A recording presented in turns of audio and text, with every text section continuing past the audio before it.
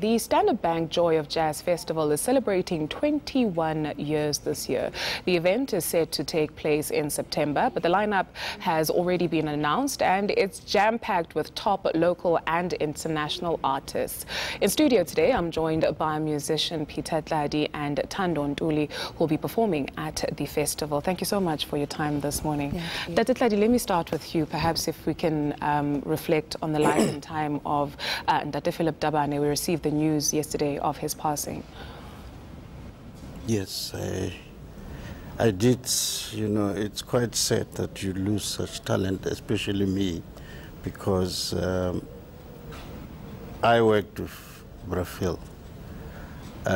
When there's his former manager called Peter Davidson asked me to look after Brafil, to do shows and all, in a van, but that was way back. So I knew him very close. And it's a bit sad, and especially the way, you know, towards the end, he was not well. And I couldn't believe that was him, because he was a philosopher. When in the van, I used to drive with him in the van, and he used to say things, you know. What sort of things would he say? You know, advices about life. That was Phil. You know, about life. I think one of the things that tuned me to become a producer is what he used to say. You know, I've lost two people who were my mentors, Philip Tabane and Hugh Masekela. This year has not been good for me. Our deepest condolences to his family and to yourselves, obviously, as colleagues and close friends. Thandi, on that, the Standard Bank Joy of Jazz this year celebrates 21 years, but also pays tribute to Hugh Masekela. And as Tladi is saying, the likes of Philip Tabane as well as Hugh Masekela playing a huge role in, you know, the landscape of jazz in South Africa. What does that mean to you as a young artist doing jazz in South Africa? You know, I think both artists are artists that stand out a lot as people who really brought out, who used Western instruments or what we've inherited from the Western world, be it jazz music or instrumentation that's not naturally African, but bringing out a voice that is so authentic to who we are. I remember the first time I heard Ubab Philip Tabane's music was actually through house music. There was a sample of his. I'm not sure which one it was, but coming to hear how much he's influenced even our popular culture. The same with Brahu. It means a lot that we can have artists who bring in who we are naturally in their music, and coming through to affect even popular culture today. Right. Tladi, let's talk about Joy of Jazz. You're one of the founding fathers of Joy of Jazz, and when you reflect on the 21 years, Kari 21st, usually people get keys. I don't know if that's a thing anymore. Where you get a key. As you pay homage to Hugh Masekela with the Joy of Jazz this year, if he were to hand you that golden key of 21 years, your acceptance speech, how would you describe the journey of Joy of Jazz over these 21 years? The journey has been very interesting, and the journey started with Hugh Masekela. A lot of people don't know that. You know, it started when we were working together at the State Theatre, you know, where he was deputy CEO, and that's where it started. And we spent 3 years before we moved out to downtown Johannesburg, you know, where the city said, come help us get people to come here and see the city. And we did, you know, because when we got there, the first audience that we had was 1,800 people. But by the time we left to go to Sandton, we were attracting close to 25,000 people. Sure. So we had done the mandate that the city gave us, you know, bring the people back to the city, and we did that. You know, so it's been a learning. I would say I learned before that because I spent 12 years with Brahu before that, traveling the world, seeing festivals that, you know, that were happening all over the world.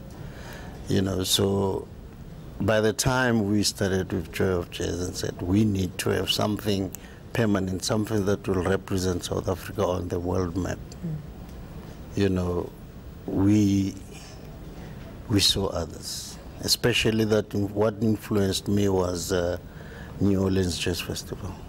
And a festival in Bath. I don't know if Bath is in England.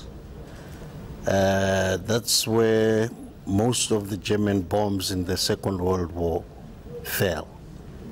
And after the war, the people of the area were so morose, so depressed. There were so many suicides in Bath that the mayor decided, okay, the American soldiers are still here and most of them are musicians and all, and he started the Bath Jazz Festival. And they're saying that, you know, after the festival started, the spirit of the people picked up. And the Bath Festival is still there. We played with Brahu. That's incredible. When you hear about that healing power of music, Thandi, and you look at the journey of the Joy of Jazz Festival, it's a staple for many people in South Africa, and they attend annually. You will be performing this year. What does that mean to you, first of all? I mean, you know, first, just on the spirit of you know, how festivals really uplift people. I remember last year leaving the festival after having watched Salif Keita, and I was in high spirits, buzzing for at least the next week. I've wanted to play at this festival for a while, and when the Standard Bank Award, Young Artist Award came in, because it comes with the opportunity to perform at this festival, I was obviously very excited because I've watched some of my favorite shows there, and I think for an artist, you're always aspiring to see yourself perform in the spaces where you've been inspired. So for me, it's a great privilege. You talk about favorite shows, and there's a show, She's Gotta Have It. I read up somewhere that your music, some of your compositions will feature on that series, Spike Lee's very famous She's Gotta Have It with Nola Darling. Congratulations. Thank you. Which songs, what do we look out for when?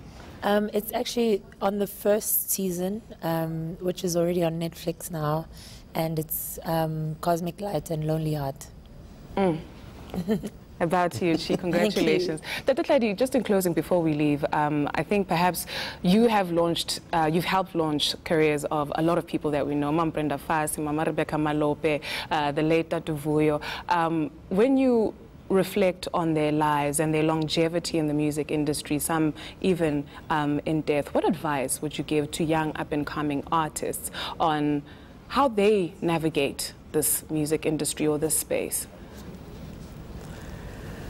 The advice I would give to young musicians is that, you know, if what you want to do is not deep enough, you won't succeed. You must have depth, you know, and the biggest thing that I always say, and people say,